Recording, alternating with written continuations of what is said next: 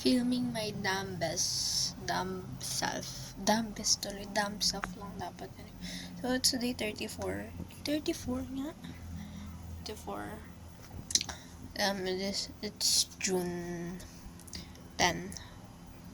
2026. So, nag-review ako, di ba, first time. Pero, konti lang naman.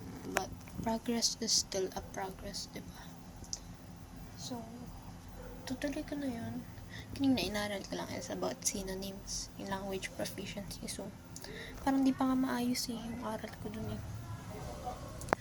Pero, sabi nga nila, progress is still a progress. Kahit 1% pa yan, 2%, it doesn't matter kasi it's still a progress. Gaslighting na lang talaga to, guys.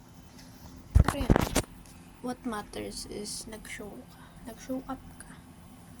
That's what really matters, is to show up, not the progress that you make. Kasi kahit ano naman yan, mahalaga yan. Ang mahalaga is mag-show up ka. Yun lang yun. Tatandaan ka na yun. So tomorrow, review na again. So that's it lang.